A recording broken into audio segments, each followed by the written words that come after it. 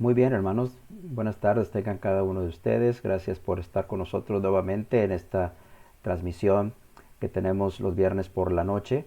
Recuerde que el tema que estamos hablando tiene como título Panorama del Génesis, y ya la clase anterior estuvimos hablando acerca del periodo de la creación, en el cual pudimos analizar un poco lo que ocurrió en los primeros 4 días de la creación.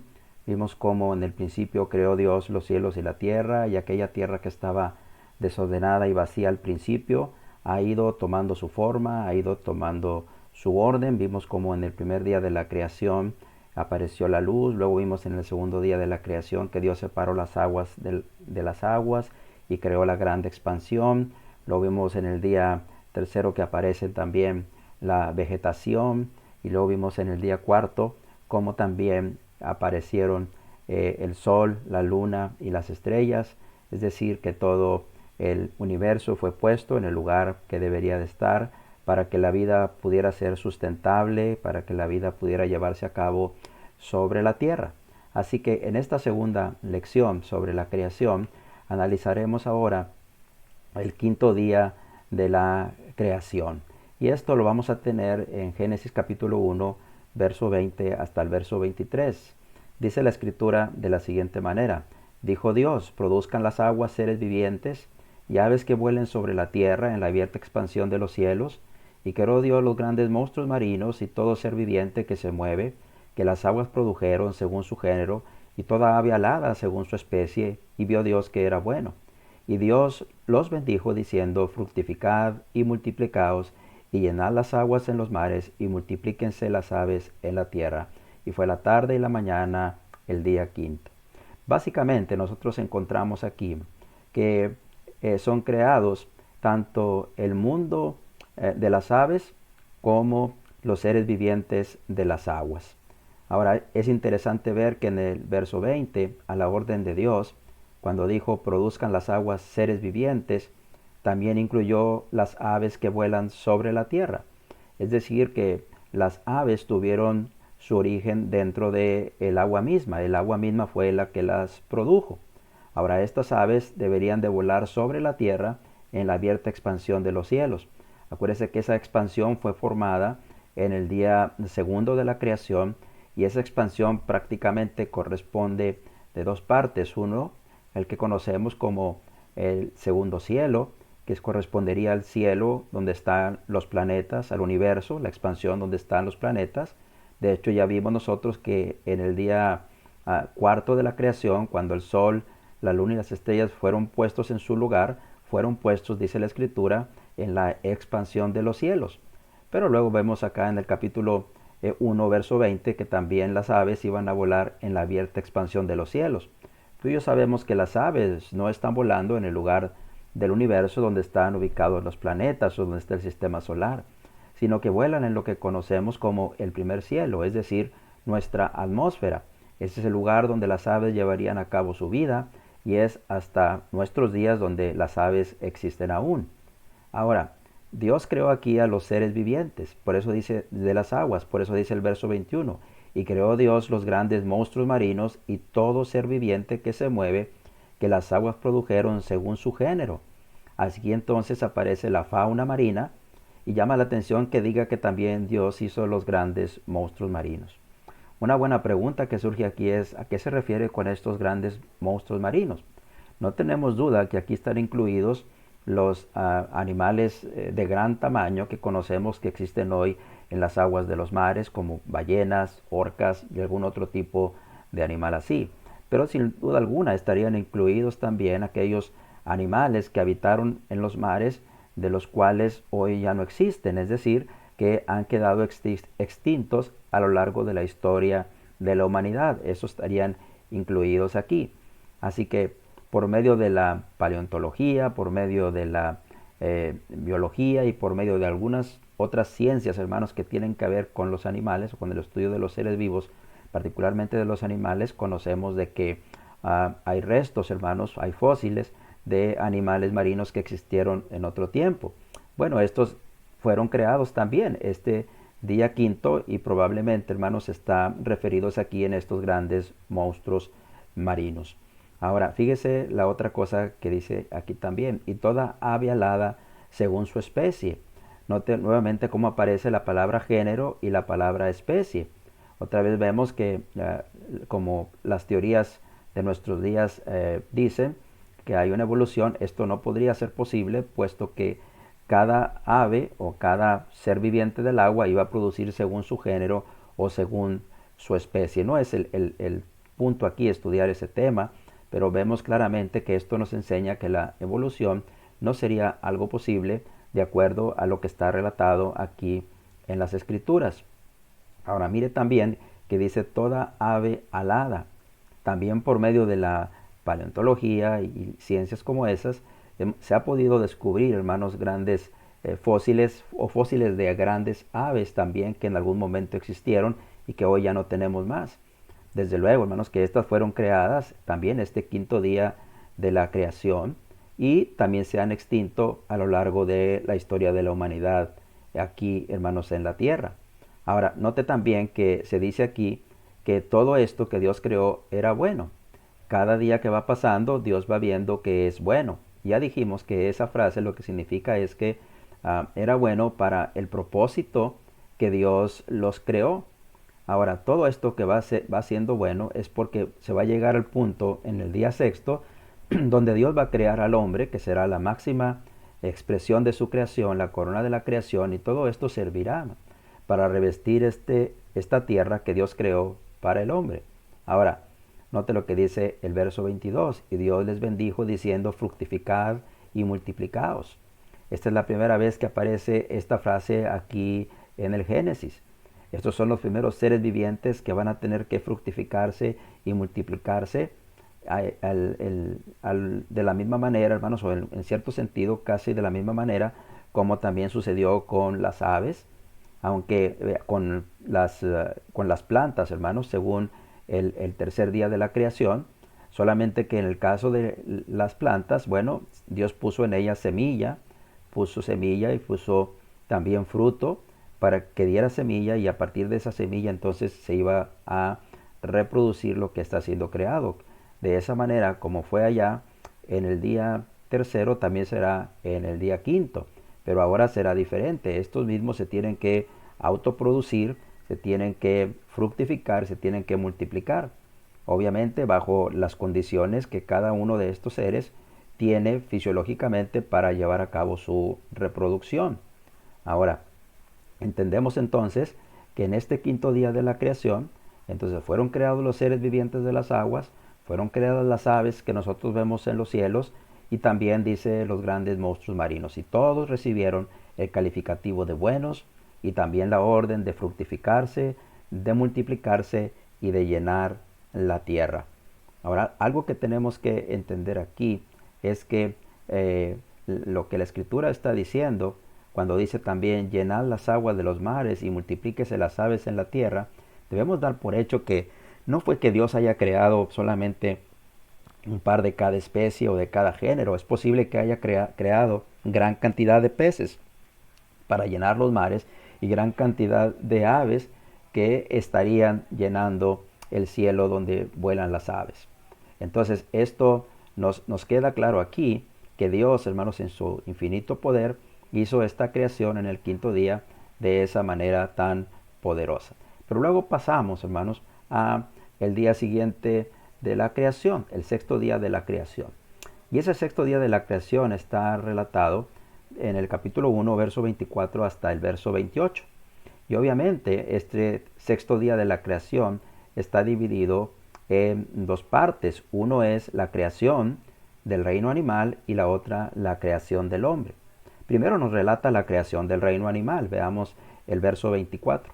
Luego dijo Dios, produzca la tierra seres vivientes según su género, bestias y serpientes y animales de la tierra según su especie, y fue así. Verso 25. E hizo Dios animales de la tierra según su género, y ganado según su género, y todo animal que se arrastra sobre la tierra según su especie, y vio Dios que era bueno. Esta es la primera parte de este sexto día, la creación de el mundo de los animales, de la fauna de la tierra. ¿Qué es lo que la va a producir? la tierra produjo estos seres vivientes. Nota nuevamente como dice en el verso 4, verso 24, otra vez, según su género y según su especie. Otra vez, es la misma enseñanza que vimos tanto en la creación de las plantas como el de las aves y el de la fauna marina. Ahora, nota aquí algo más. Aparentemente, hay aquí tres diferentes tipos de animales mencionados. Primero, se menciona bestias, hermano, bestias. Fíjate cómo dice en el verso 24. Dice, luego dijo Dios, produzca la tierra seres vivientes según su género. Número uno, bestias. Y esas bestias probablemente se refiere a ganado. Y estos se refiere a animales domésticos, tales como lo que podríamos usar en nuestro tiempo o lo de los tiempos bíblicos, animales que podían ser domesticados o que podían ser usados para crianza, etcétera, como las vacas, como las ovejas, las cabras, etcétera. Pero luego dice también, después de que dice las bestias, dice serpientes. Y esas serpientes luego son mencionadas como todo animal que se arrastra sobre la tierra. Así que aquí incluiría todo tipo de animal que para moverse se arrastra sobre la tierra, incluyendo las serpientes. Y dentro de este mundo muy probablemente estén encerrados lo que son los insectos y los reptiles en general que nosotros conocemos hasta nuestros días.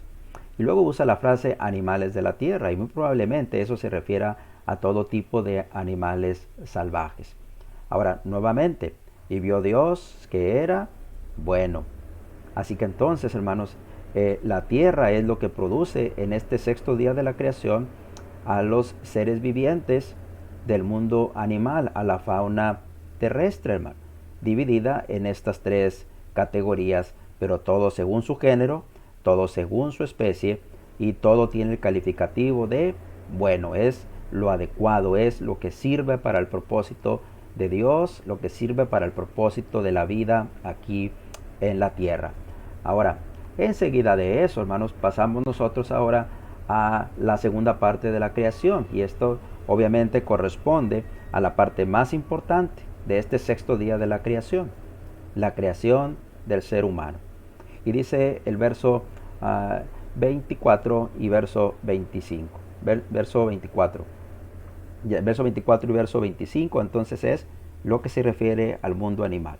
Pero ahora el verso 26 dice, entonces dijo Dios, hagamos al hombre, hagamos al hombre. Note primero la frase dijo Dios.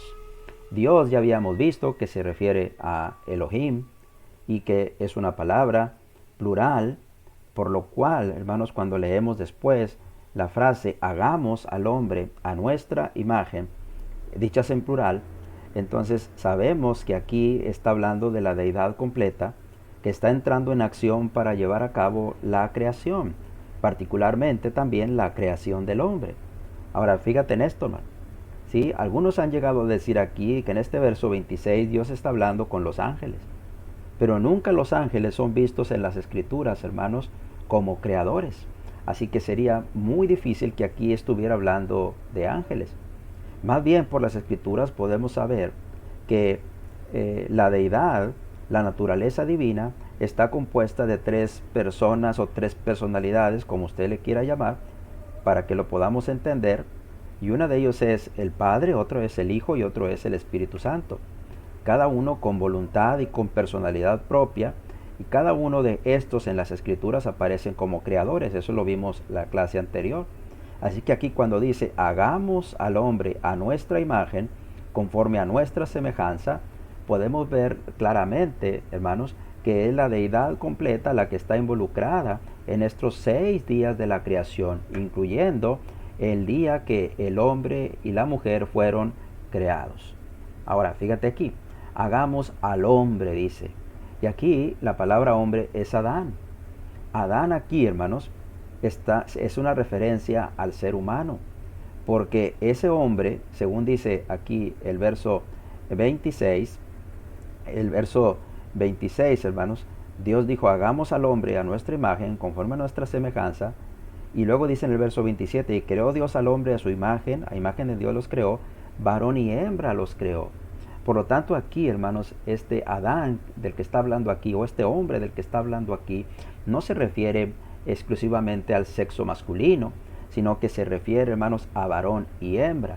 Dios está hablando aquí de la creación de la humanidad. Lo que está diciendo es que la deidad creó a la humanidad a su imagen y semejanza. Varón y hembra, hermanos, poseen la misma humanidad.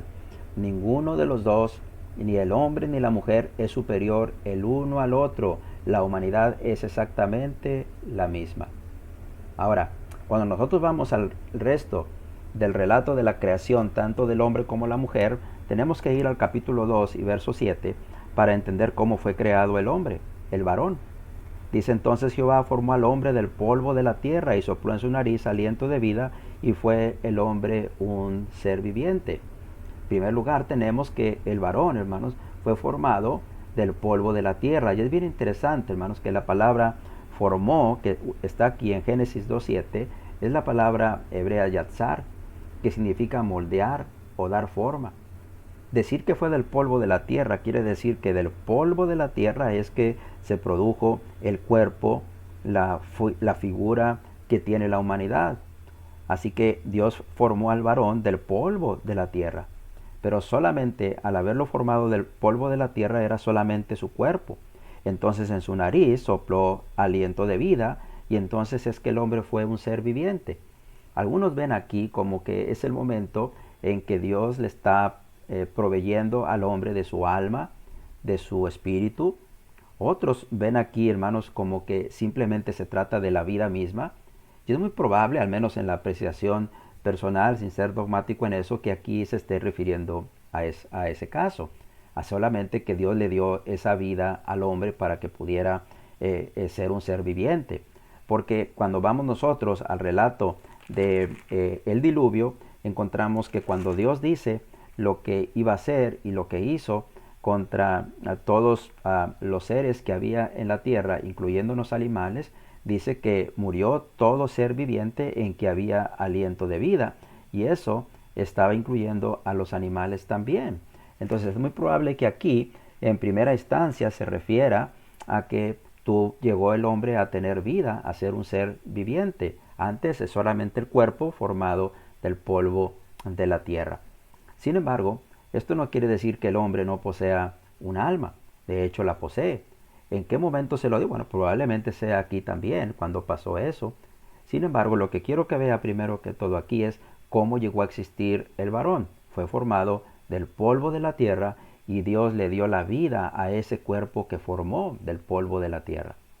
Ahora, sin embargo, con la mujer fue un poco diferente, aunque no del todo.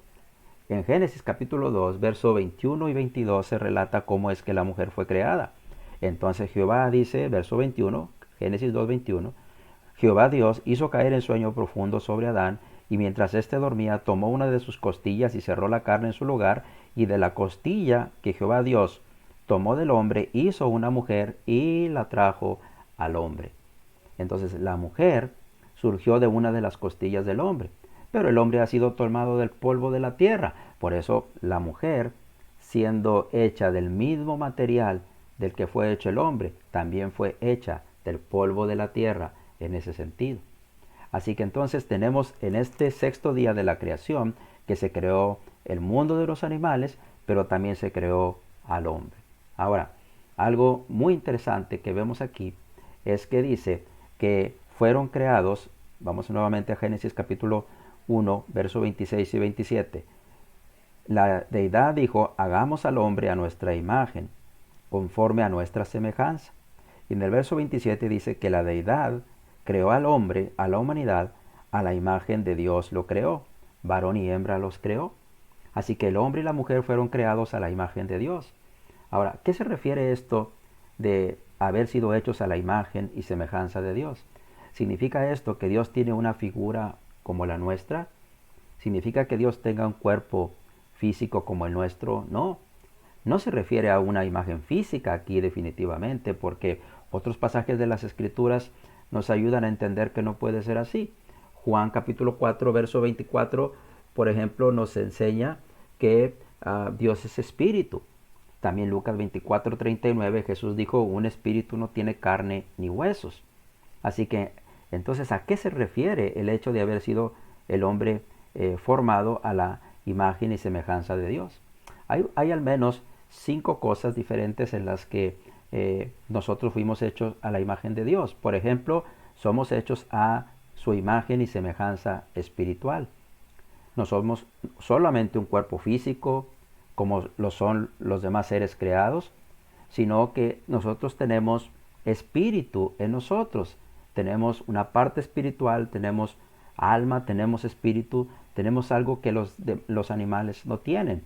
Por ejemplo, cuando nosotros vamos a Zacarías capítulo 12 y verso 1, ya casi para finalizar el Antiguo Testamento, encontramos que hay una declaración que hace Zacarías sobre Dios ahí, en el Zacarías capítulo 12 y verso 1, diciendo, profecía de la palabra de Jehová, acerca de Israel,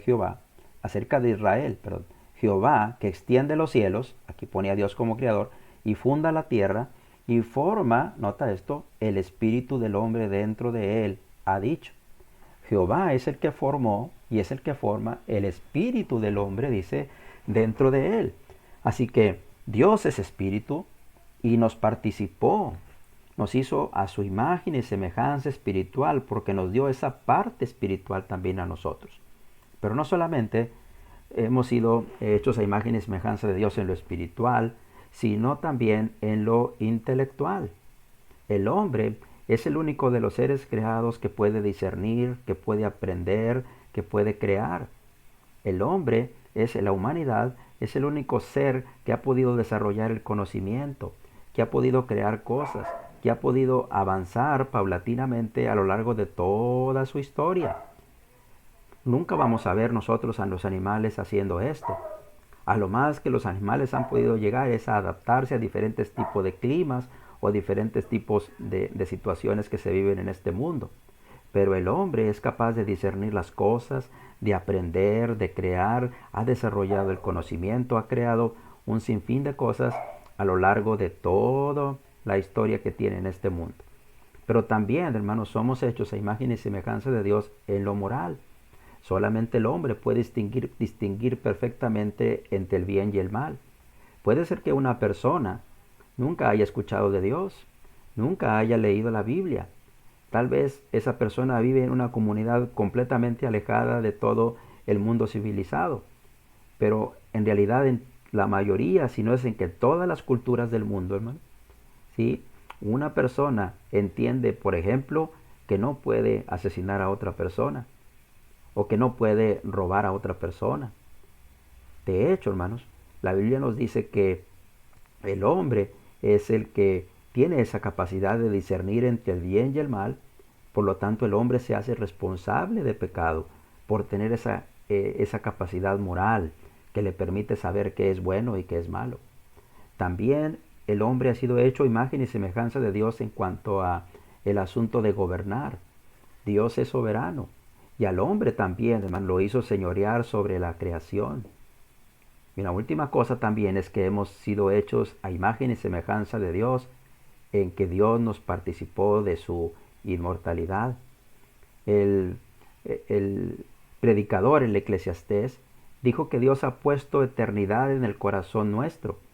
Nosotros, hermanos, hemos sido partícipes de la inmortalidad de Dios. Dios es eterno y nosotros no somos eternos. Dios es eterno, Él no tiene un principio ni tendrá un fin. Nosotros sí tuvimos un principio, pero no tendremos un fin.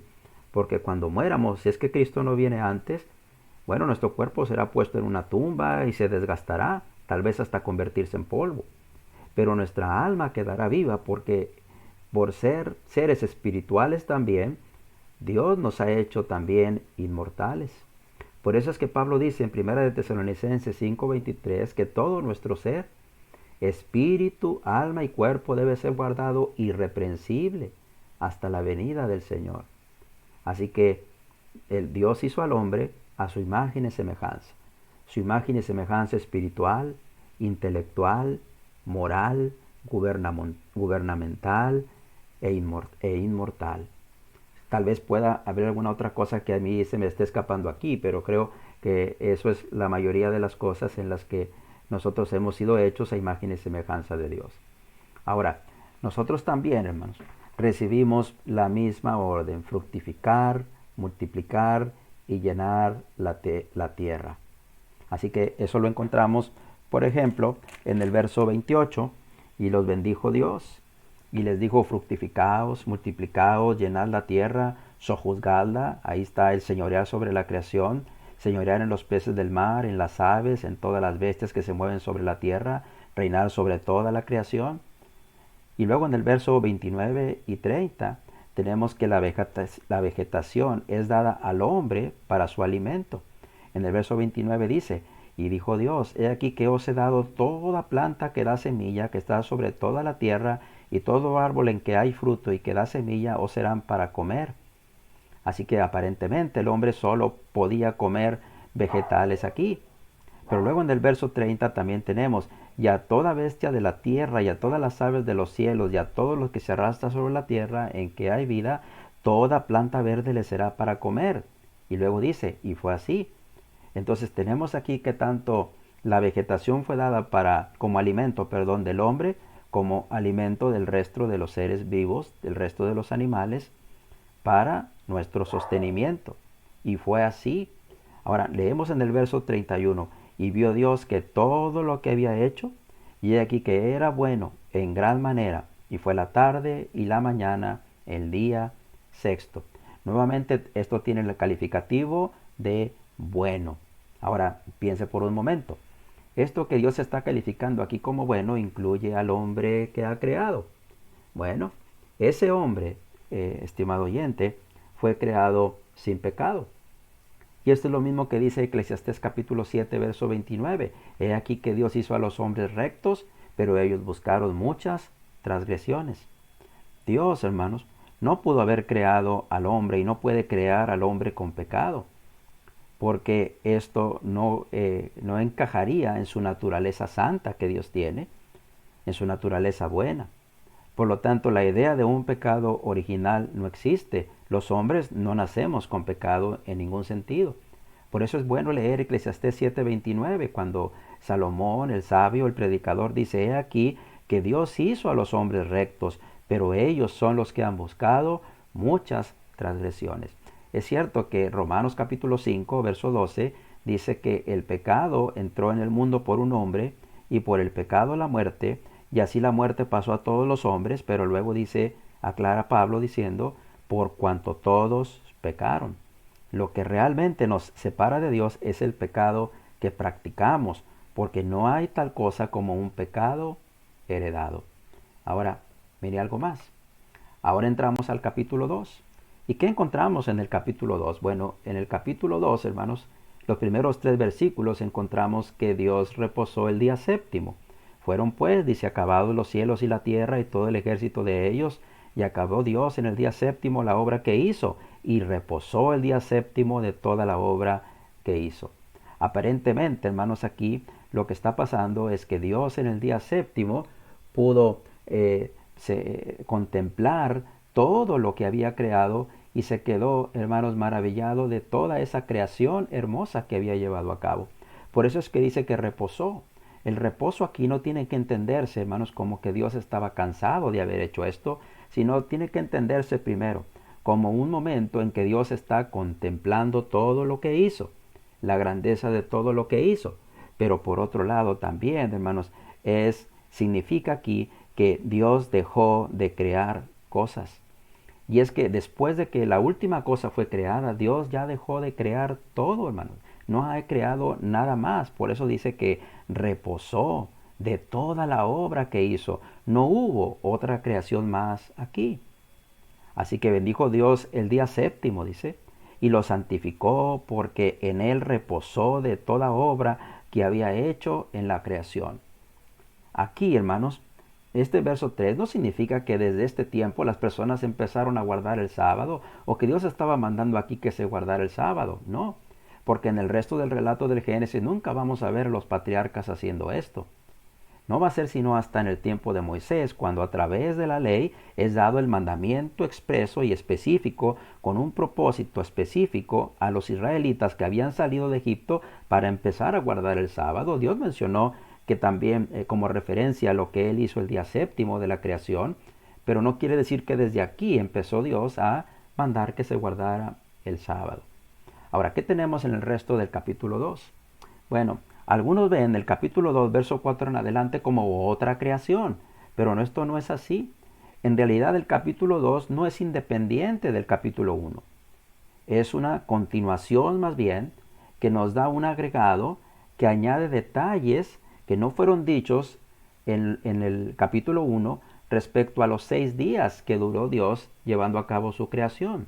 Así que mire cómo empieza el verso 4. Estos son los orígenes, dice, de los cielos y de la tierra, cuando fueron creados el día que Jehová Dios hizo la tierra y los cielos, y toda planta del campo antes que fuese en la tierra, y toda hierba del campo antes que naciese, porque Jehová Dios aún no había hecho llover sobre la tierra, ni había hombre para que labrase la tierra, sino que subía de la tierra un vapor, el cual regaba toda la faz de la tierra. Entonces Jehová Dios formó al hombre del polvo de la tierra y sopló en su nariz aliento de vida, y fue el hombre un ser viviente. Estos versículos 4 al 7 son como un pequeño resumen de lo que ya pasó en lo que se relató acá en el capítulo 1, pero que aquí se va a complementar algunas cosas.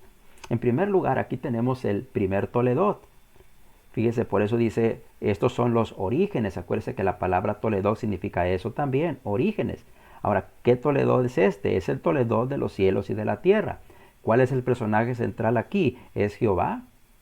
Aquí, hermanos, se está relatando cómo esos cielos y esa tierra vinieron a existir y quién es el personaje central. Es Jehová, el que los creó. Aquí, así que hay un resumen de todo lo creado, versos 4 al 7. Y luego, hermanos, del verso 8 hasta el verso 15 tenemos que Dios crea un lugar especial, planta un lugar especial más bien, para que el hombre viva allí y supla todas las necesidades que pueda tener, no solamente físicas, sino también las necesidades espirituales. Así que Jehová, dice el verso 9, Jehová plantó, dice el verso 8, perdón, un huerto en Edén, al oriente, y puso allí al hombre que había formado. Y Jehová Dios hizo nacer de la tierra todo árbol delicioso a la vista y bueno para comer, también el árbol de la vida en medio del huerto y el árbol de la ciencia del bien y del mal. Así que es un jardín, es un lugar especial que Dios hizo para que fuera adecuado para que la vida del ser humano se desarrollara allí. Había 3 diferentes tipos de árboles aquí, ¿sí? Pero algo más vemos aquí. Del verso 11 hasta el verso 15, nosotros encontramos, hermanos, que se dan algunos detalles acerca de la ubicación de este lugar, ¿sí? Son ríos que se mencionan ahí, que los únicos que ha sido posible identificar con toda claridad es el río Éufrates, que sabemos dónde estaba, y también el Hidekel, que parece ser que se refiere al río Tigris. Pero hay otro que se le llama el río Gihón y que estaba en la tierra de Cus, lo cual vendría siendo Etiopía, y el otro era llamado también Pisón. Pero dónde estarían exactamente estos otros 2 ríos sería muy complicado saberlo, pero son datos que al menos cuando fue escrito esto, la gente podía conocer de alguna manera dónde estaban o dónde habían estado estos ríos. Recuerda que cuando el Génesis fue escrito, ya había pasado lo del diluvio, porque Moisés es el que escribió Génesis, y probablemente algunos cambios en la orografía habían sido ya dados a raíz de el diluvio y todo lo que pasó en ese tiempo. Entonces, aquí se dan algunos datos respecto a la ubicación de ese lugar. ¿Cuál es ese lugar o dónde está ese lugar geográficamente hoy en nuestros días? Bueno, este mapita nos puede ayudar para tener una idea. Algunos creen que el lugar más probable es cerca del mar, el mar Negro, específicamente donde podrían haber coincidido tanto el río Tigris como el río Éufrates, pero son meras suposiciones de las cuales no podemos estar completamente seguros. Ahora, ¿qué otra cosa encontramos aquí en este capítulo 2? Bueno, también encontramos que Dios le da mandamientos a Adán. En el verso 15 dice que Dios puso al hombre y lo puso en medio del huerto, y nota, lo puso para que labrara, y guardara ese huerto. Dios jamás pensó en un hombre que estuviera inactivo, sino en un hombre que se dedicara a trabajar, y su primer trabajo fue cuidar de ese huerto.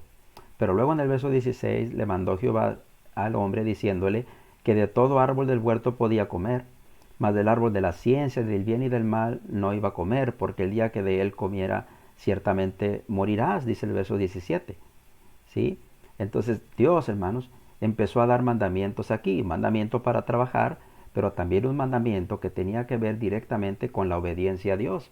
Por eso decimos que tanto se proveyó en el sentido material lo que Adán necesitaba, como en el sentido espiritual. En el sentido espiritual, Adán necesitaba obedecer a Dios, y este es el mandamiento, el primer mandamiento que Dios dio. Por eso, cuando el escritor a los Hebreos dice que Dios, habiendo hablado muchas veces y de muchas maneras en otro tiempo, podemos concluir que Dios ha hablado con el ser humano siempre. Aquí, esta es la primera vez que va a pasar eso, y hay un mandamiento expreso que se tiene que guardar. Ahora, el resto del relato nos dice que la mujer fue creada, y el verso 18 y 19 nos dan el contexto del por qué la mujer vino a ser creada también.